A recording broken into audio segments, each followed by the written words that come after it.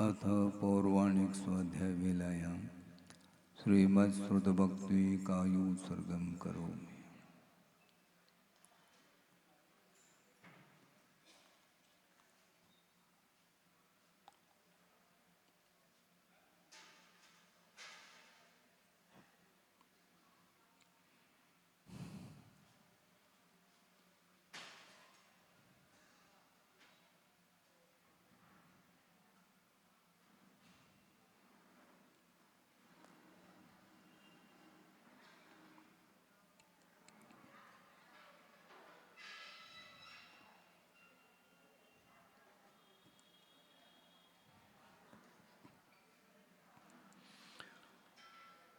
ओकारं बिन्दुसंयुक्तं नित्यं ध्यायन्ति योगिनः कामदं मोक्षदं चैव ओंकाराय नमो नमः। अविरल शब्दगणौघ प्रक्षालित सकल भूतलकलंका मुनिविर्पार्षदतीर्था सरस्वतीर्तनोद्धृतम् अज्ञानतिमिरान्धानां ज्ञानाञ्जनशलाकया चक्षुरुन्मीलितं येन तस्मै श्रीगुरुवे नमः। परमगुरुभ्यो नमः। परम्पराचार्यगुरुभ्यो नमः। सकलकलशविध्वंसकं श्रेयसां परिवर्धकं धर्मसम्बन्धकं भव्यजीवमनप्रतिबोधकारकमिदं शास्त्रं श्री कार्तिकेयान्प्रेक्ष्या नामधेयम्। अस्य मूलग्रन्थकर्तारः श्री सर्वज्ञदेवाः, तदुत्तरग्रन्थकर्तारः श्री गणधरदेवाः प्रतिगणधरदेवाः। येषां वचोनुसारमासाद्य श्रीमद् आचार्यप्रवर श्री कार्तिकेयदेवैर्विरचितं मंगलम भगवान वीरो मंगलम गौतमो गणे मंगलम कुंदकुंदाद्यो जैनधर्मोस्तु मंगलम सर्वमंगलमांगल्यम सर्वकल्याणकारकं प्रधानं सर्वधर्माणां जैनं जयतु शासनं। कोटिशतं द्वादशैव कोटो लक्षाणि शेतेस्त्रिदिकानि चैव पंचाशदष्टौ च सहस्रसंख्यमेतत्स्फुटं पंचपदं नमामि। अर्हन्त भासयत्तं गणहरदेवे गन्तियं सम्मं प्रणमामि भक्तजुक्तो सुदनान्महो वहिं शिरसा। यच्छामि बन्ते सुदभक्तिकावसौ दस्सालोचे अंगुवंगपयनय पाउडय परियम सुत्तपड़माणवोगपूगय चूलिया चेव सुत्तथय तो इदम कायम स्वयं में पूजे में वंदा में नमों सा में दुख खो कमखो वो इलाओ सुगय गमनम समाय मरणम निर्गुण संपत्ति हूदमज्जम। अथ पौर्वाणिक स्वाध्याय वेलायां श्रीमदाचार्य भक्ति कायोत्सर्गं करोमि।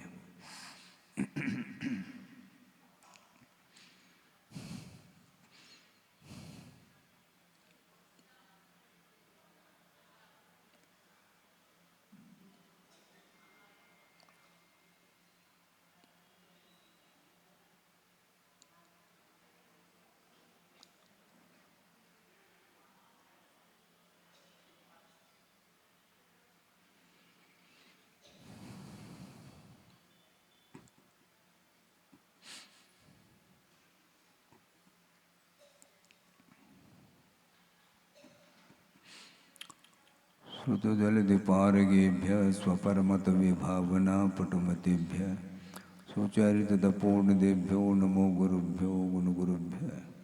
छत्तीसगुणसमग्रे पंचमे आचारकरणसन्दर्शे शिष्यानुगकुशले धम्मायिरे सदा वन्दे गुरुभक्त संयमेन तरन्ति संसारसागरं घोरं छिन्नन्ति अट्टकं मम जन्मन मरणं न पावन्ति ये नित्यं व्रतमन्त्रहोमनिरता ध्यानाग्निहोत्राकुला षट्कर्माविरतास्तपोधनदना साधुक्रिया साधवा शीलप्रावरणा गुणप्रहरणा चन्द्रार्कतेजोदिकाः मोक्षद्वारकपाटपाटनवटाः प्रीणन्तु मां साधव।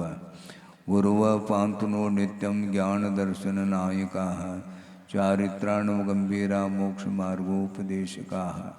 इच्छामि बन्ते आयुर्बते कावसको दस्सालोचे सम्मनान समदंसन समचर्जुत्तानं पंचम्याचाराणाम् आयुर्यानम् आयारादि स्मराणुपदेशानुवज्जायानं तिरेन गुण पाल रयानम सौसानम सैनिच कल मंचे में पूजे में वंदा में नमुम सा में दुख खो कम खो मोहिलाओ सुगय गमनम समाय मरणम जिनगुण संपत्ति होद बज्जम तिहुवन तुलयम देवम वंदिता तिहुवनिंद परिपूज्यम ओचम अनुपेहावो भवीय जनानंद जननी वो।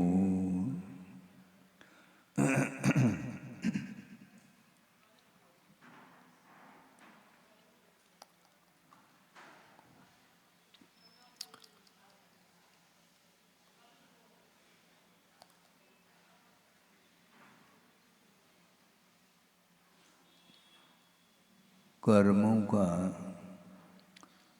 जो आश्रव होता है उस आश्रव में अनेक प्रकार के निमित्त जुड़ सकते हैं, किंतु उस आश्रव में अंतर आता है।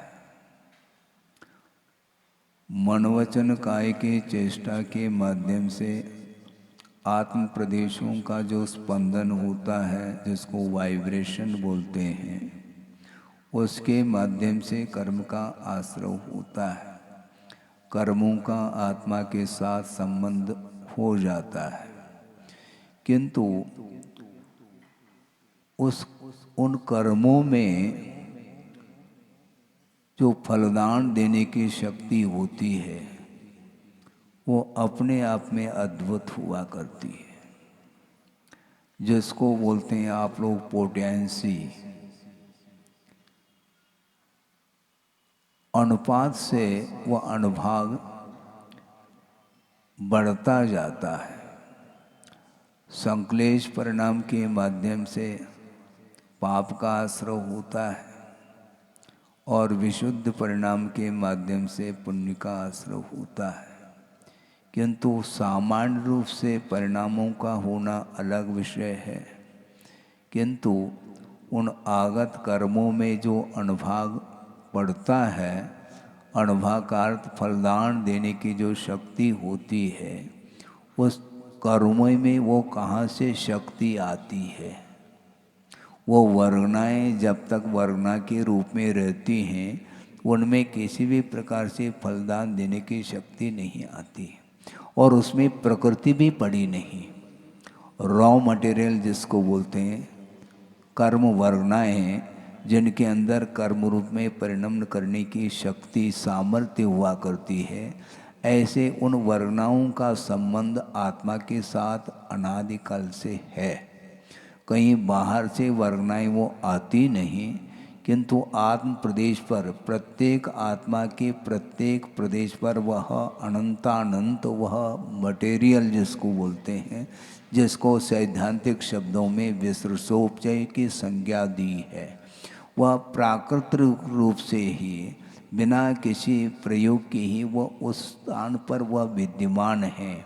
प्रत्येक आत्म प्रदेश पर एक एक प्रदेश पर अनंतानंत वो वर्गनाएँ विद्यमान हैं और केवल आत्मगत रागादिक भावों का एक निमित्त मिलना पर्याप्त है। वो सारी सारी वर्गनाएँ कर्म के रूप में परिणत होती हैं और उसमें फलदान देने की शक्ति पड़ जाती है।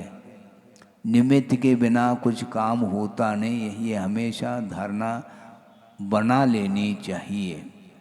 किंतु निमित्त के माध्यम से ये सब कुछ होता है ऐसा भी नहीं। उपादान कोई वस्तु है, उन कर्मों में कर्म के रूप में परिणमन करने की क्षमता तो विद्यमान है, योग्यता विद्यमान है, उपादान है, किंतु आत्मगत जब तक परिणामों का संबंध योग नहीं मिलता है उन वर्गनाओं के लिए, तब तक वह कर्म वर्गनाएँ कर्म के रूप में परिणत नहीं हो सकती है।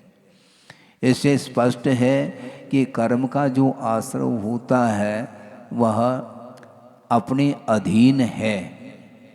आप कभी भी परतंत्र नहीं हो सकते हैं। कर्म के फल को भोगने की अपेक्षा से उसमें परतंत्रता आ सकती है, किंतु कर्म बंध के क्षेत्र में आप स्वतंत्र हैं। आप कर्म बंद करना चाहो तो कर सकते हैं, नहीं करना चाहो तो आपको भगवान भी कुछ नहीं कर सकते। भगवान के पास अनंत शक्ति है, किंतु पाप करना और नहीं करना ये आपके अधीन है, भगवान के अधीन नहीं। कुछ लोगों की यह धारणा होती है कि भगवान के ज्ञान में आया है इसलिए ऐसा हो रहा है। ऐसा नहीं, भगवान के ज्ञान में क्या नहीं आया है? आपके अंदर अनंत योग्यता है, वह भगवान के ज्ञान का विषय बन रहा है, किंतु उनका ये कहना है कि मेरे ज्ञान के ऊपर आपका परिणमन नहीं, वह परिणाम आपके अधीन है। वह विषय मेरे ज्ञान का विषय बन रहा है, ये अलग वस्तु, किंतु आप परिणमन करना नहीं करना या भाव करना नहीं करना ये आपके अधीन है, न कि मेरे अधीन है। अर्थ ये हुआ कि भगवान हमें नरक नहीं भेज रहे हैं, न हमें स्वर्ग भेज रहे हैं, न हमें मोक्ष भेज रहे हैं। हम चाहेंगे तो मुक्त होंगे, नहीं चाहेंगे तो भगवान क्या करेंगे आपको? भगवान सब कुछ करते हैं महाराज। भगवान ये नीचे पहुंचा देते हैं क्या? नीचे पहुंचाने का कार्य उनका है क्या? परिणाम हम कर लेते हैं, हम पापमय परिणाम करते हैं तो हमारा पतन होता है, और हम यदि पवित्र परिणाम कर लेते हैं तो हमारा विकास होता है। ये सिद्धांत है, ये सिद्धांत को भगवान ने ही कहा है। इसलिए अपने को अलर्ट होना है। भगवान चाहते हैं सबका हित, किंतु हित जो होगा आपके पवित्र परिणामों के आश्रित होगा। आपके अंदर यदि पवित्र परिणाम नहीं होंगे तो कभी भी आपका विकास, आपकी उन्नति संभव ही नहीं है। तो मैं ये कह रहा था आगम के आधार से कि वो वर्गणाएं कर्म के रूप में जो परिणत होती हैं वो एक से नहीं होती है। उसमें जो फलदान देने की जो शक्ति पड़ी है वह अपने आत्मगत परिणामों के माध्यम से ही पड़ी है। इसको धारणा का विषय बना लेना चाहिए, आस्था का विषय बना लेना चाहिए।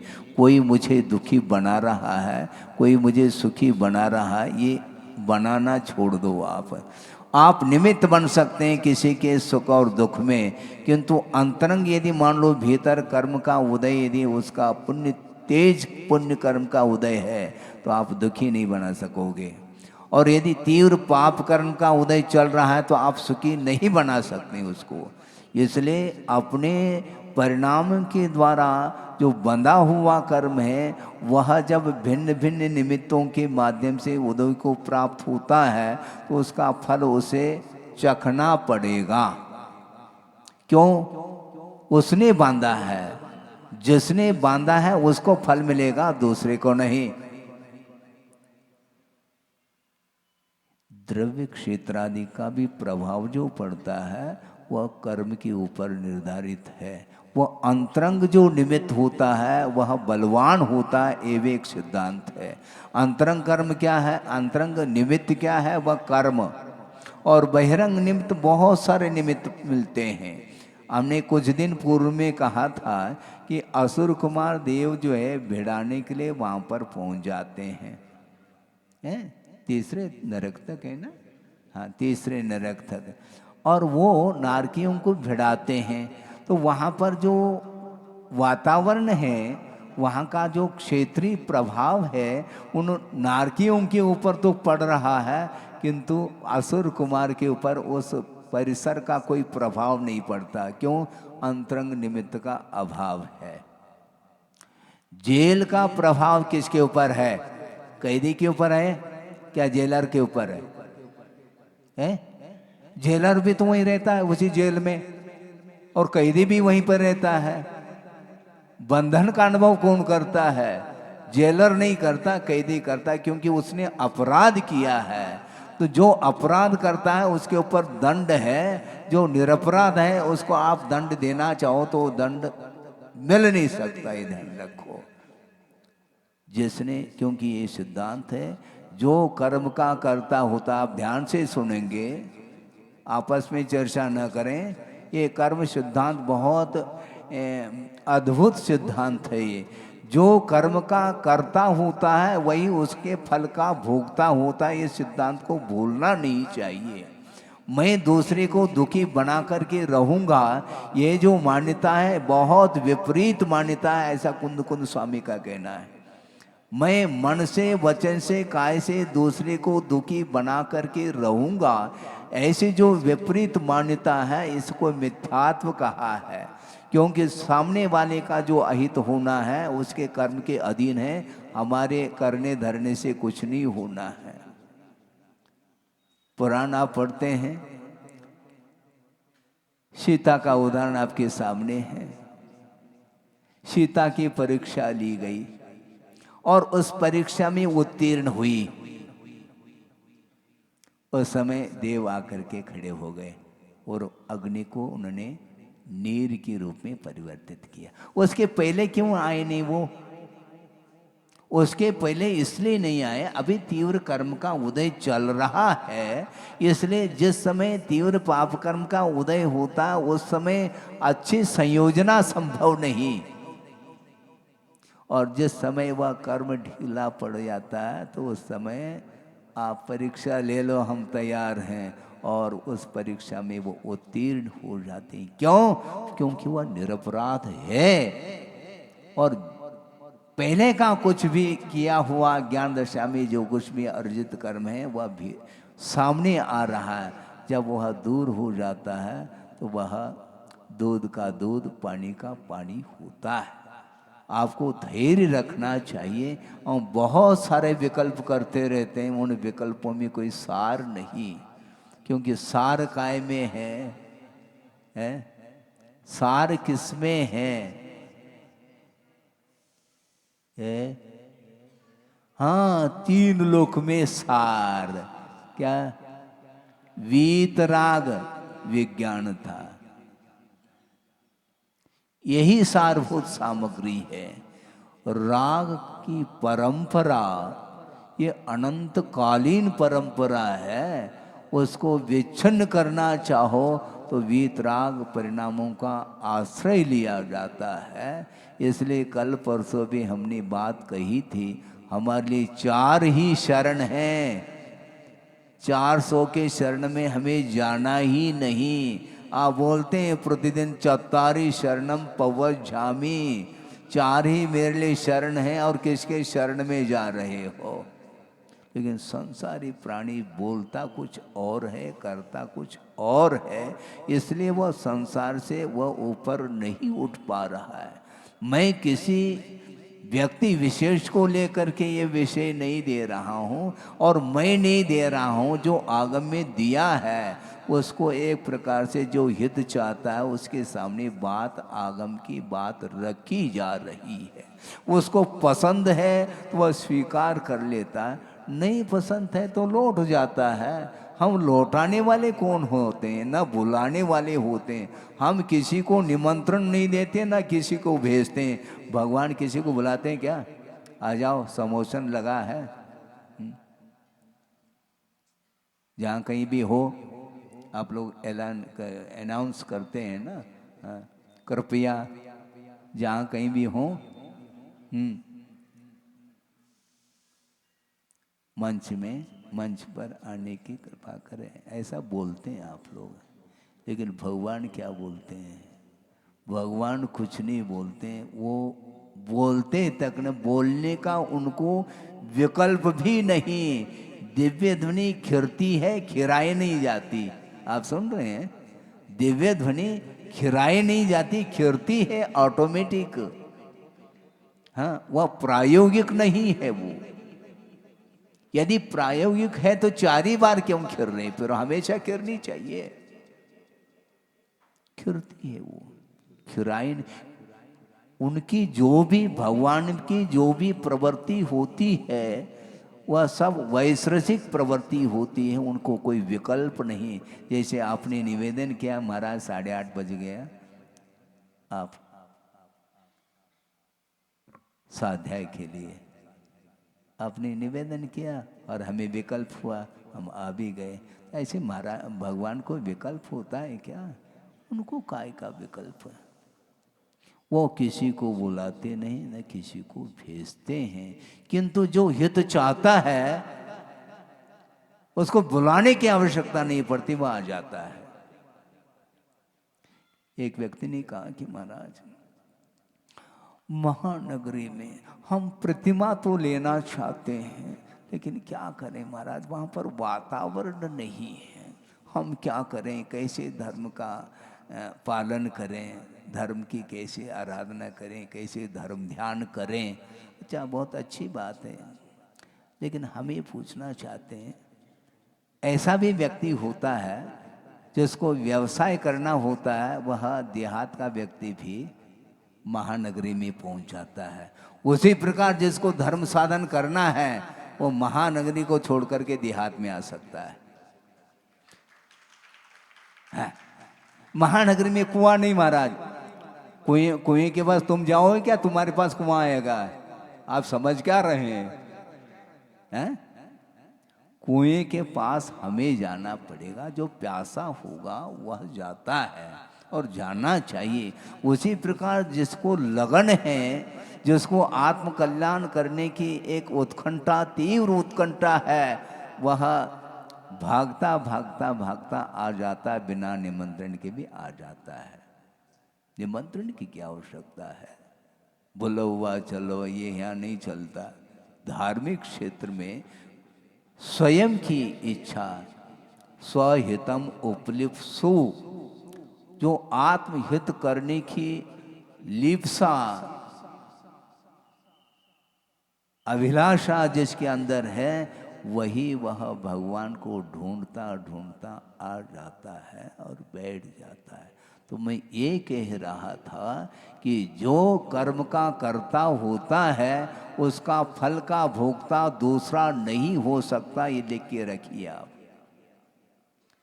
करे कोई और भोगे कोई, ऐसा थोड़ी होता है, ऐसा संभव नहीं है। तो तीव्र परिणाम संसारी प्राणी अज्ञान दशा में कर लेता है, फिर उसका उदय जब आता है, फिर वह भगवान के सामने हाथ जोड़ता है। भगवान कहते हैं, हाथ क्यों जोड़ रहे हो? है? अभी हाथ जोड़ने के लिए याद आ गया क्या आपको? अभी तक कहाँ गए थे? भगवान को भूल गए थे। संसारी प्राणी जब कर्म करता है उस समय भगवान याद नहीं आते, न भगवान की वाणी याद आती उसको। अंधकार में रहता है, जो मदांध होता है, जो कितने प्रकार के होते हैं, जो चक्षु से जो अंधा है वो उतना उसका पतन नहीं है। हालांकि उसको आंखें नहीं मिली है, वो पूर्वकृत कर्म का योग है, मैं मानता हूँ। लेकिन वह अंधा होता हुआ भी उसके पास यदि माइंड है, वह अंधा नहीं है, क्योंकि वह सोचता है, उसके अंदर विचार विमर्श करने की क्षमता है और वह भी सम्यक को उपलब्ध कर सकता है। ये ध्यान रखो। जो गूंगा है, जो बहरा है और अंधा है, किंतु दिमाग यदि उसका ठिकाने पर है तो वह उसका विकास उसी क्षण से प्रारंभ होता है। वस्तुतः गुरुदेव ने कई बार यह स्वाध्याय के दौरान, प्रवचन के दौरान स्पष्ट किया है कि वस्तुतः संसारी प्राणी का जो पतन होता है वह पतन बुद्धि के कारण होता है। महाराज आप बुद्धि के कारण कह रहे हैं? हाँ बिल्कुल ठीक कह रहा हूं, क्योंकि बुद्धि ठिकाने पर नहीं रहती है तो वह बुद्धि ही पतन के लिए कारण होती है। आपके पास बुद्धि है, किंतु उसका सदुपयोग करने का हमें पुरुषार्थ करना चाहिए। कुंद देव ने पंचायतिका में स्पष्ट ही शब्दों में लिखा है, नानम च दुष्पवत्तम, जो ज्ञान का दुष्प्रयोग करता है वह पतन के लिए कारण है, वह पाप प्रद है। ऐसा का ज्ञान ही वह दुख के लिए वह मूल कारण बना हुआ है, और यदि सम्यक ज्ञान है तो वह सुख के लिए कारण बनता है, मोक्ष के लिए कारण बनता है। दर्शन ज्ञान चारित्राणी मोक्ष मार्ग ऐसा नहीं कहा। आपने कभी पढ़ा क्या? तत्वसूत्र पढ़ने का अवसर आ रहा है, 10 लक्षण पर्व सामने है। दर्शन ज्ञान चारित्राणी मोक्ष मार्ग ऐसा नहीं कहा, किंतु सम्यक दर्शन ज्ञान चारित्राणी मोक्ष मार्ग कहा। समीचीन मार्ग उसी को बोलते हैं जिसमें दर्शन ज्ञान और चारित्र समीचीनता को लिए हुए हैं, तो वह मोक्ष का मार्ग बन सकता है। यदि मान लो समीचीनता दर्शन में, ज्ञान में, चारित्र में समीचीनता नहीं है, तो वह संसार के लिए कारण बनता, ऐसा आगमकारों का कहना है। इसलिए सबसे ज्यादा यदि सॉलिड कर्म का आश्रव करता है दोनों क्षेत्र में, पुण्य और पाप के क्षेत्र में, तो संगी पंचेंद्रिय। संगी पंचेंद्रिय जो होता है वही सप्तम पृथ्वी का पात्र बनता है, और जो संगी पंचेंद्रिय होता है वही निर्वाण का भी पात्र होता है। ये ध्यान रखे। कौन सा चाहो, चाहने से काम थोड़ी होता है। अनंत काल से कई बार इस प्रकार की सामग्री मिली है।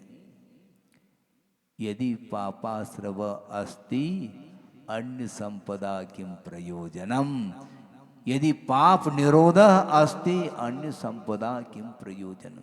यदि पाप का निरोध हो रहा है तो अन्यान्य संपदाओं से कोई प्रयोजन सिद्ध नहीं होता, और यदि मान लो पापाश्रव रुका नहीं है तो भी अन्य संपदा से कोई प्रयोजन सिद्ध नहीं होता।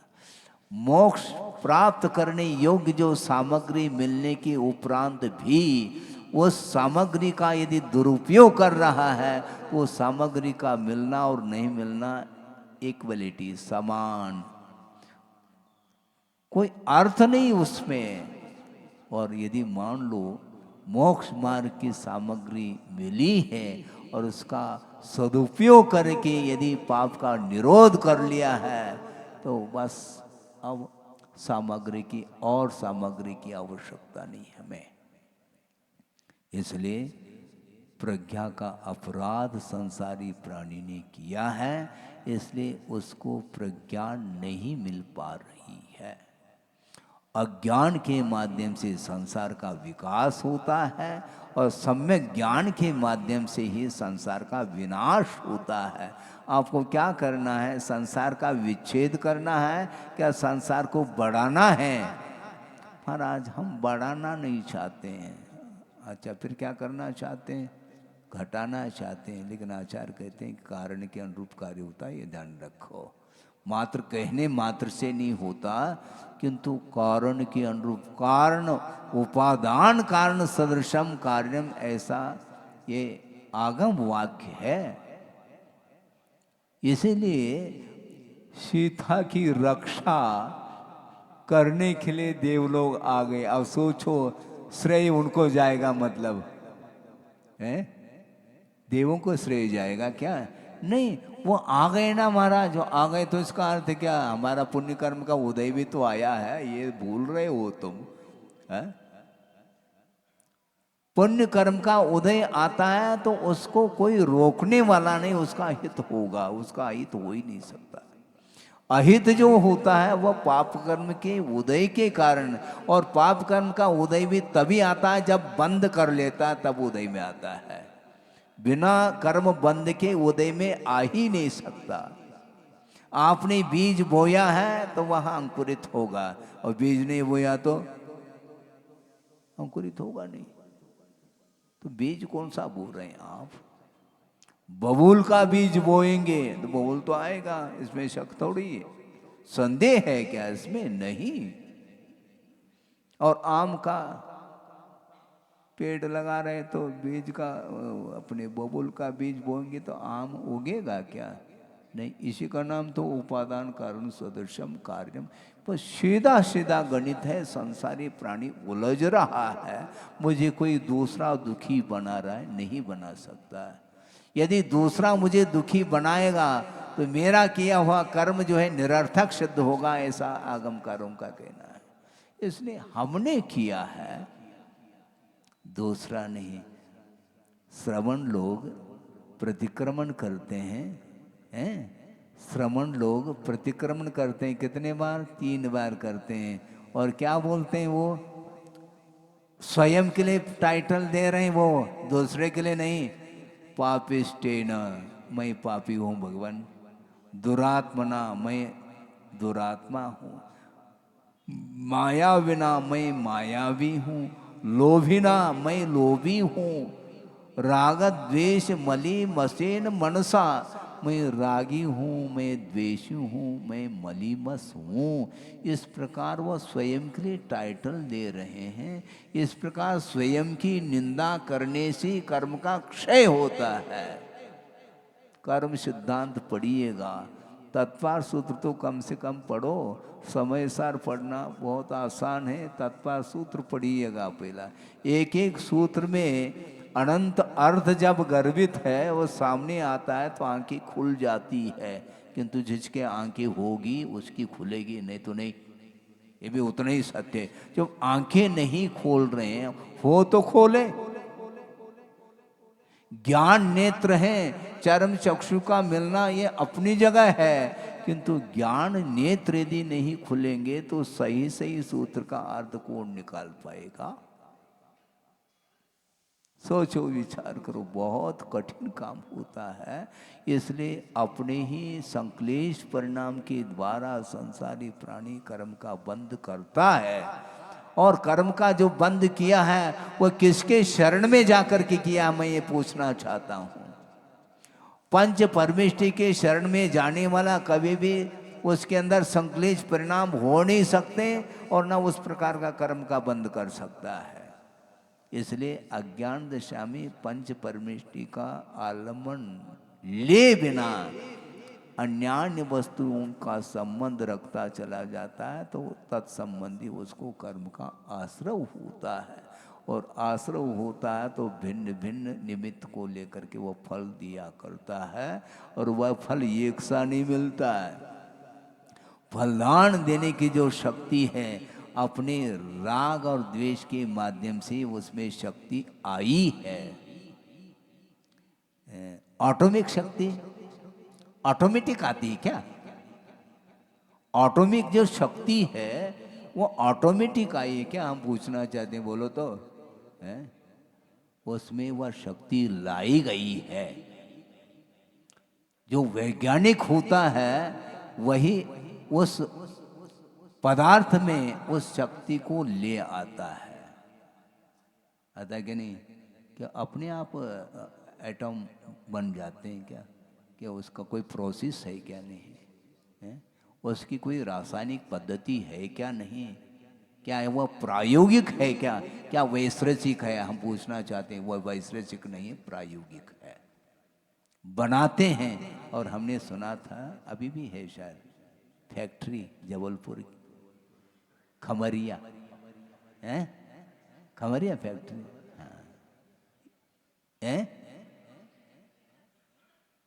व्हीकल जो भी फैक्ट्री है, व्हीकल, वो फैक्ट्री, हाँ, मतलब उसमें एटम बनाए जा रहे हैं। तो उसी प्रकार वो वर्गनाएं, उसमें कोई शक्ति है ही नहीं, उसमें शक्ति लाई गई है अपने आत्मगत परिणाम के द्वारा। उन वर्गनाओं में ऑटोमेटिक शक्ति नहीं आई। फलदान देने की जो शक्ति आई है वह अपने आत्मगत रागादिक परिणाम के माध्यम से उसमें शक्ति आई है।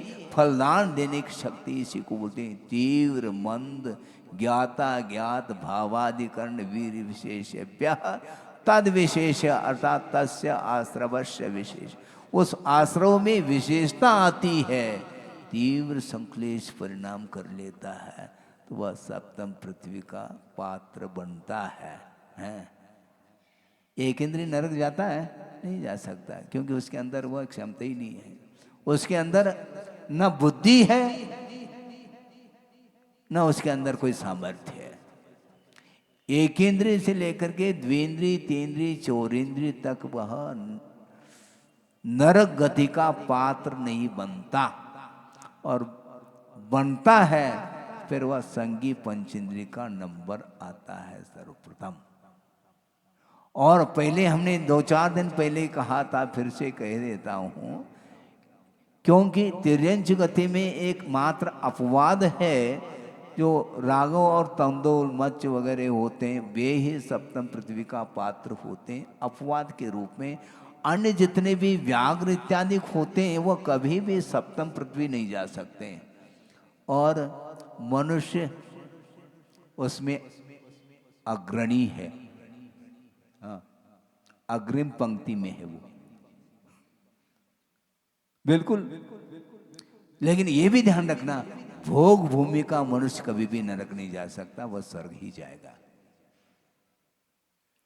कर्म भूमि का मनुष्य जाता है, अर्थात निकृष्टतम कर्म करने वाला जो मनुष्य है वह कर्म भूमि का मनुष्य माना जाता है, और वह अधोगति का पात्र बनता है। और वही कर्म भूमि का मनुष्य यदि अच्छे से अच्छे कर्म कर लेगा वह निर्वाण का भी पात्र बनता है। आपको कौन सा पात्र बनना है सोच लेंगे महाराज, अभी भी सोचने में है। आप लोग सोच लेते हैं, घर में जाकर के पूछ लेते हैं, किसको पूछना चाहो, ये पूछने की बात है क्या? जो हित चाहता है उसको ज्यादा प्रेरित करने की कोई आवश्यकता नहीं पड़ती, क्योंकि वैसे वह उत्कंठित है, भगवान मैं हित करना चाहता हूँ, और भगवान निमंत्रण नहीं देते और वो आ जाता है उनके चरणों में और नतमस्तक हो जाता है। भगवान बहुत हमारा अपराध हुआ है, अनंत काल से मैं अपराध करता आया हूँ, कम से कम आपके चरणों में वह सारा अपराध मेरा धुल जाए। तो भगवान कहते हैं धुल जाए कहने से नहीं धुलेगा, ये ध्यान रखो। जैसा किया है उसी प्रकार तुम्हें यथाजात हो करके, यानी जैसे भीतर भाव है वैसे भाव बाहर आना चाहिए, उसमें रियलिटी होनी चाहिए, वास्तविकता। हम हाथ जोड़ रहे हैं भगवान के सामने, किंतु गुरुदेव कहते हैं जिस प्रकार तुमने भगवान के सामने तुम हाथ जोड़ते हो, इसी प्रकार तुम्हारा मन भी जुड़ना चाहिए, तब वह सही वंदना मानी जाती है। हम हाथ तो 50 बार जोड़ते हैं लेकिन तो मन जुड़ता नहीं, इसलिए संसार ज्यों का त्यों बना हुआ है, उसमें मैं भी शामिल हूं, ये ध्यान रखो, नहीं तो टेंशन में आ जाओगे आप। क्योंकि मेरा इतिहास भी तो अनंत के रूप में है। अभी गुरुदेव के माध्यम से थोड़ी हमारे आंखें खुली हैं, ये खुली रहे तो अच्छी बात है। हाँ, ये आश्चर्य नहीं है, प्रत्येक संसारी प्राणी का रिकॉर्ड है, ये इतिहास है। वो इतिहास छिपाने से नहीं छिप सकता, हम छिपाने का प्रयास करते हैं, छिपाओ नहीं, उसको उजागर करो भीतर से। अपनी निंदा, अपनी आलोचना, अपनी गर्ना आदि करने से, आत्मग्लानि होने के माध्यम से कर्म सारे बंधे हुए जो कर्म है, अज्ञान दशा में किए हुए कर्म, वो सारे एक क्षण में समाप्त।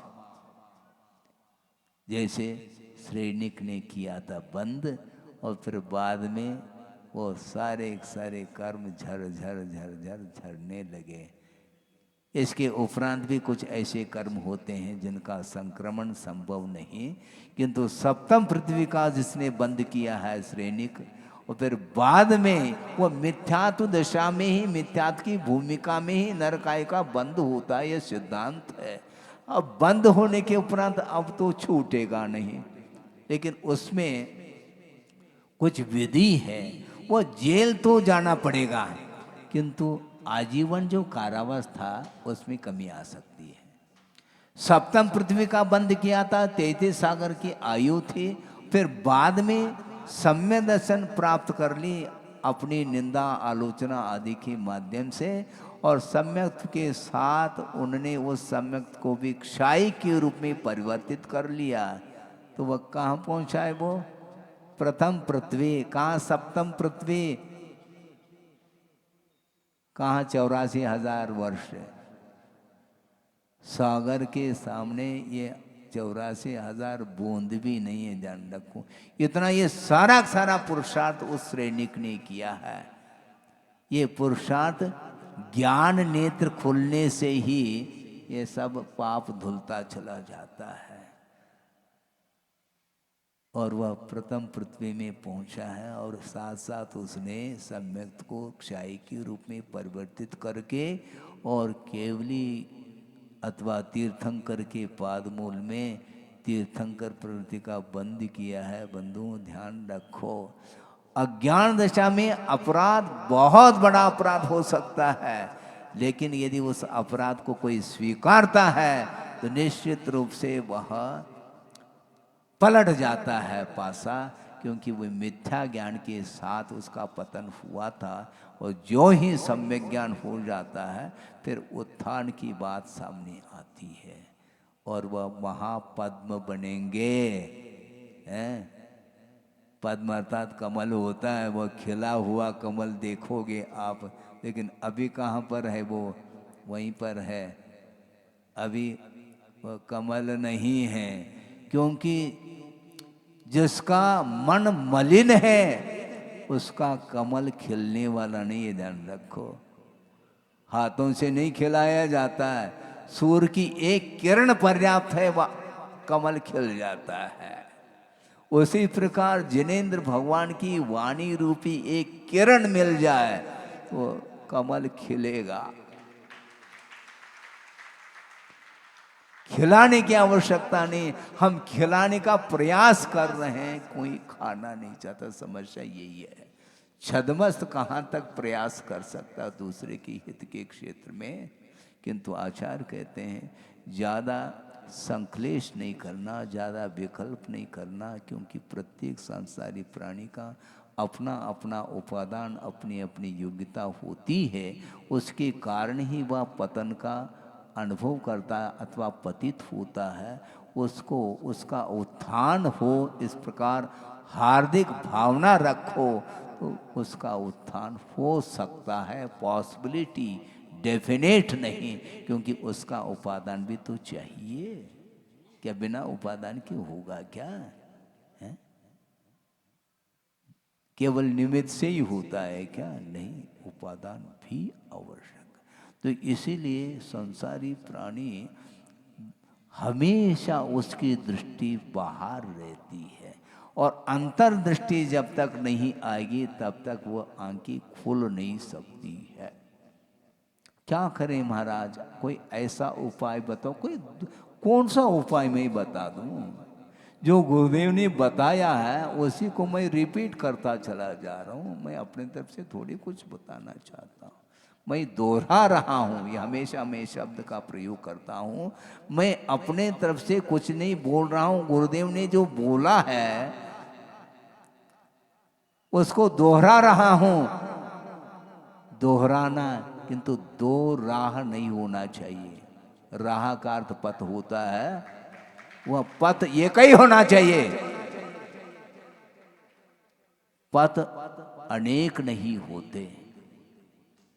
संसार में अनेकों गली हैं, किंतु मोक्ष मार्ग की एक ही गली है। मोक्ष मार्ग कहा, मार्गाः ऐसा बहुवचन का प्रयोग नहीं किया, ये ध्यान रखो। पंडित जी सुन रहे हैं क्या? नहीं? हाँ, मार्गः मार्गो मार्गाः, मार्ग एक होता है, इसलिए एक वचन का प्रयोग किया है।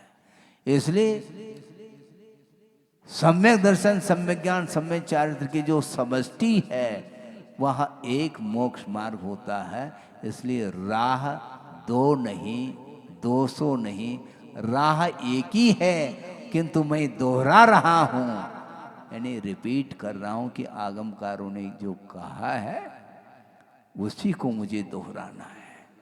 गुरुदेव ने जो कहा है उसको जब तक प्राण रहेंगे तब तक उनके वचनों को मैं दोहराऊंगा।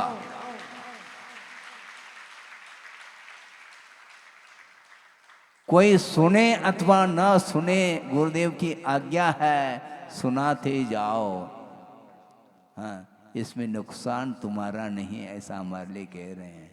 हाँ, दुकान खोलने से हमें घाटा थोड़ी, ग्राहक नहीं ले रहा है महाराज, नहीं लेने दो, एक आदमी ग्राहक आ जाए तो पर्याप्त है, नहीं भी आता है तो हमें कोई हानि नहीं है। इसलिए निरंतर स्वाध्याय करते रहते हैं, श्रवण, और जो सुनना चाहता है वो उसके लिए बहुत अच्छी बात है, आप सुनिएगा। ऐसा कर करके उनके प्रति भी प्रमोद भाव अथवा कारुण्य भाव रखा जाता है, क्योंकि हित करना चाहता है तो उसका हित होता है, कराने से नहीं होता। डॉक्टर के पास पेशेंट को जाना है?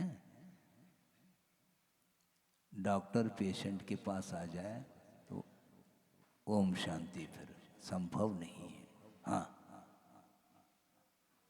वो चाहें, इसलिए पूजपा स्वामी कहते हैं स्वहितम उपजिप्सु, जो हित चाहता है उसको परोसा जा सकता है, और परोसने के उपरांत वो अपना दिमाग चलाने लग जाए तो परोसना बंद कर देना चाहिए। तुम अपना क्यों दिमाग चलाते हो? अपना दिमाग मत चलाओ, किंतु आगमकार जो कह रहे हैं उसको एक्सेप्ट करो। स्वीकारता नहीं संसारी प्राणी, हमेशा वह संदेह की दृष्टि से देखता है। इसलिए जिनेंद्र भगवान की वाणी भी हम स्वीकार नहीं कर पाए अभी तक। करना बाद में, पहले स्वीकार तो करो, फॉलो बाद में किया जाएगा, अनुकरण बाद में करो, पहले कम से कम स्वीकार तो करो कि भगवान क्या कहना चाह रहे हैं, गुरु क्या कहना चाह रहे हैं। गुरु के वचनों के सामने, भगवान के वचनों के सामने अपना दिमाग कभी भी नहीं चलाना चाहिए। और जो यथाजात होता है शिशु, वह दिमाग नहीं चलाता है, तभी उसका विकास होता है। दिमाग चलाने लग जाए, फिर माँ कहती है भैया अब इसको गोद में नहीं रखना है, क्योंकि इसका दिमाग चलने लगा। हाँ, दिमाग चल रहा है तो अच्छी बात है, चलने दो उसको। अब उसको उंगली नहीं पकड़ना उसकी, क्योंकि वो दौड़ लगा रहा है, तो अच्छी बात है, लगाओ बेटा दौड़। लेकिन होशियारी से दौड़ लगाना, नहीं तो गिर पड़ोगे तो फिर उठाने को लो कौन वहाँ पर। और गुरुदेव ने भी बहुत अच्छा प्रसंग याद आ गया, 9:30 ऐसे ही बज गए बिना गाथा के, क्योंकि जीवन गाथा ही ऐसे, हम क्या कर सकते हैं। बिना गाथा प्रारंभ किए ये सारा रिकॉर्ड खुलता चला जा रहा है हम और आपका। गुरुदेव ने एक बहुत मार्के की बात कही थी कि निर्देशन उसको देना चाहिए, किसको किसको निर्देशन देना चाहिए? जो व्यक्ति दूसरे को निर्देशन देने के योग्य हुआ है, उसको निर्देशन की कोई आवश्यकता नहीं। उस व्यक्ति को निर्देशन दे दो जो निर्देशन चाहता है कि महाराज हमारे लिए कुछ 2 शब्द, 2 ही शब्द दे देंगे, 200 देने की आवश्यकता नहीं, हमारे पास है भी नहीं, तो न समय है न उतने शब्द हैं हमारे पास, 2 ही शब्द देते हैं। लेकिन जो स्वीकारता है, अंतरंग से यदि समर्पण भाव है, तो उसके लिए राह दिखाया जाता है, और राह एक ही है, 2 राह नहीं है। हाँ, बहुत अच्छा ये है, सूत्र जैसा बनता चला जा रहा है। मैं दोहरा रहा हूँ गुरुदेव के वचनों को, किंतु राह तो एक ही रहेगा, 2 राह नहीं रहेगा। किंतु संसारी प्राणी पता नहीं कौन कौन से मार्ग बार बार बदलने की आदत है संसारी प्राणी की। भिन्न भिन्न भिन्न भिन्न पगडंडियों पर चलने की आदत है, इसलिए वह गुमराह हो रहा है, उसका भ्रमण हो रहा है। पहले भी हमने बात कही थी कि यात्रा और भ्रमण में बड़ा अंतर है। आप सुन रहे हैं? यात्रा और भ्रमण, इन दोनों में जमीन आसमान का अंतर है। मोक्ष की यात्रा होती है और संसार की यात्रा नहीं होती, परिभ्रमण होता है। आपको परिभ्रमण अच्छा लगता है कि यात्रा? हाँ, यात्रा महाराज, यात्रा सफल हो ऐसा वो बोल रहा है। कौन सी यात्रा है? मोक्ष मार्ग की यात्रा करना चाहो तो समर्पण भाव के साथ जो प्रभु और गुरु कहते हैं उसको एक ही बार में एक्सेप्ट कर लेना चाहिए। उसमें सोचता हूँ वो करना गलत बात है। संशय रखते हो, संदेह रखते, डॉक्टर के पास भी जाना और संदेह रखना, ये क्या मतलब हुआ? काय के लिए गए? नहीं? डॉक्टर के पास जाते हो तो विश्वास रखो पहला, और विश्वास रखने के बाद वो जो जो करके देते हैं उसको विवेक के साथ अपने को लेना है। विवेक का अर्थ ही सम्यक ज्ञान होता है और विश्वास का अर्थ सम्यक दर्शन होता है। विश्वास का अर्थ सम्यक दर्शन और विवेक का नाम सम्यक ज्ञान, और उसको ग्रहण करने का नाम चारित्र है। हम डॉक्टर के पास चले जाते हैं, डॉक्टर साहब, साहब क्यों बोल रहे हैं आप? वो कहते हैं भाई साहब, हमें साहब क्यों बोल रहे हैं आप? डॉक्टर साहब बोलता है, वो यही व्यवहार ही तो है। आप हमारे भगवान हैं, आप ही भगवान हैं। और मंदिर में वो बाद में, अभी तो आप ही बचाने वाले हैं, और यहाँ पर कह रहे हैं बचाने वाला कोई नहीं है, ध्यान रखो। कल आए, कल वह यदि आप रहेंगे तो कल विषय आएगा। हम किसी को बचा नहीं सकते हैं, क्योंकि मरण से किसी को बचाया नहीं जा सकता। जातस्य मरणम ध्रुवम कहा, जिसका जन्म हुआ है उसका निश्चित मरण है। तो भगवान के सामने जाकर के हाथ क्यों जोड़ते हो? महाराज भगवान आप बचाओ मुझे, बचाओ बचाओ बचाओ। भगवान कहते हैं बचाओ मत कहो, तुम पाप से बचो तो मरण से बच जाओगे। हाँ, जन्म मरण की जो परंपरा चली आ रही है वो पाप की बदौलत है। पाप करना छोड़ो तो मृत्युंजयी बन जाओगे। चाहते हो मृत्यु के ऊपर विजय प्राप्त करो, एक दूसरे के ऊपर विजय प्राप्त करने के लिए चला जा रहा है? एक दूसरे के ऊपर विजय प्राप्त मत करो। मृत्यु के ऊपर विजय प्राप्त करना है तो पाप भीरू बनो, ये कहा है। आपको ध्यान से सुनना पड़ेगा ये विषय।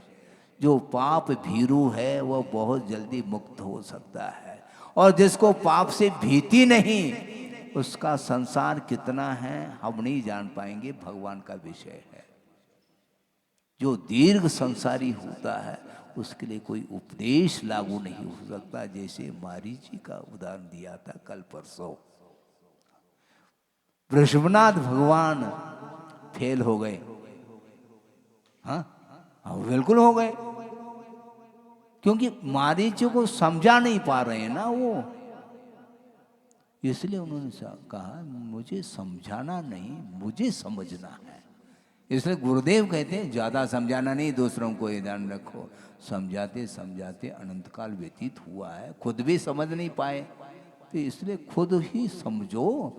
जो समझना चाहता है उसको समझाने की कोई आवश्यकता नहीं। यहाँ तक उन्होंने कहा सारी बातें समझाई नहीं जा सकती, ये ध्यान रखो। कुछ बातें ऐसी है जिसको देख करके ही उसका अनुकरण करना चाहिए। वीतराग मुद्रा के माध्यम से सम्यक्त्व की उत्पत्ति होती है, फिर बताने की क्या आवश्यकता? महाराज को दो शब्द, अरे दो शब्द की क्या आवश्यकता है? उपदेश जब देते हैं उसमें अर्थ को ढूंढने के लिए दिमाग लगाने की आवश्यकता पड़ती है, किंतु दिगंबर मुद्रा जब सामने आती है तो अपने आप वह आस्था जागृत होती है। वहां पर राग किंचित मात्र भी नहीं है, न राग है न द्वेष है। किसी का किसी वस्तु के प्रति राग है तो निश्चित रूप से किसी न किसी व्यक्ति के प्रति उसका द्वेष निश्चित है। ये अकाट सिद्धांत है। किसी एक के प्रति राग हो गया तो दूसरे के प्रति ऑटोमेटिक द्वेष हो गया उसका। तो राग द्वेष से जो ऊपर उठेगा उसका कल्याण होना है, उसके लिए उपदेश दिया जा रहा है। आपका समय ज़्यादा न हो तो मैं इतना ही पर्याप्त समझता हूँ कि शरण संसारी प्राणी जिसका लेना चाहिए उसका ले नहीं रहा है, और नहीं लेने के कारण ही वह दुख उठाना पड़ रहा है। दुख कोई दूसरा नहीं देता, हम स्वयं ही पाप के माध्यम से दुख उठा रहे हैं। और पाप कार्य करने वाला व्यक्ति ही वह पतन को प्राप्त होता है। आप उत्थान चाहते हैं, अपने आप का उत्थान, तो भगवान ने जो कहा है उसको बिना किसी संदेह के, उसको समर्पण भाव के साथ उसको स्वीकार करो और अपने शक्ति के अनुरूप उसको अमल करने का पुरुषार्थ करोगे तो रास्ता साफ साफ है। उसमें साफ करने की आवश्यकता ही नहीं, बहुत क्लीन है वो रास्ता, प्रशस्त है। हम उसको अप्रशस्त बना रहे हैं। दिक्कत तो ये है, स्वयं शुद्ध से मार्ग से, ऐसा कहा समंतभद्र स्वामी ने। मार्ग स्वयं शुद्ध है किंतु बालाशक्त जनाश्रयाम, बाल अर्थात अज्ञानी व्यक्तियों के द्वारा, असमर्थ व्यक्तियों के द्वारा वह मार्ग दूषित होता चला जा रहा है। वस्तुतः मार्ग वह शुद्ध है, ऐसा आचार्य समंतभद्र स्वामी कह रहे हैं। उपपूर्ण अंक को थोड़ा पढ़ो तो सही खोल करके, और आप ही पढ़ते चले जाओ, हमें समय कहाँ है। तो ठीक है भैया, आपको समय नहीं, कोई बाधा नहीं है, मैं पढ़ लेता हूँ। आप सुनना हो तो ध्यान से सुने, उसके माध्यम से काम करें आप। क्योंकि मोक्ष मार्ग कभी भी दूषित नहीं रहता, वह मार्ग बिल्कुल क्लीन है, शुद्ध है, किंतु अपने अज्ञान परिणाम के द्वारा ही वो मोक्ष मार्ग मलिन होता चला जाता है, ऐसा आगमकारों का कहना है। बहुत 1 मिनट 2 मिनट के अंदर इसको पूर्ण कर लूं, बहुत आवश्यक है बोलने की। गुरुदेव ने ये कहा, कुछ ब्रह्मचारी लोग गए थे गुरुदेव के पास, यहीं से गए थे, यहीं से मतलब अपने पास ही भेजा था ब्रह्मचारियों को। और कुछ दिन बाद उनके दर्शन हेतु गए, तो जाने के बाद उन्होंने एक बात कही, शायद हाइको के रूप में हो सकती वो बात, वो आपके सामने रखना चाहता हूँ कि मोक्ष मार्ग, आप ध्यान से सुने, मोक्ष मार्ग जटिल तो है, मोक्ष मार्ग जटिल तो है पर कुटिल नहीं है।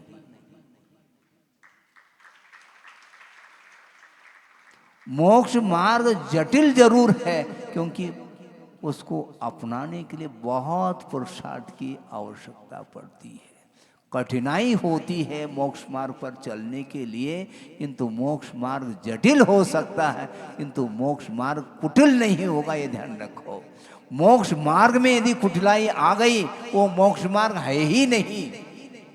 इसलिए कई लोग कहते हैं महाराज अब गुरुदेव रही नहीं, आप ही मार्ग को प्रशस्त बनाइए। हम उनके लिए कहना चाहते हैं, खुले मन से हमने कई बार कहा, फिर से कहना चाहता हूँ, मार्ग गुरुदेव ने प्रशस्त करके वो गए हैं, उस मार्ग को कलंकित ना करें, बस इतना ही पर्याप्त है।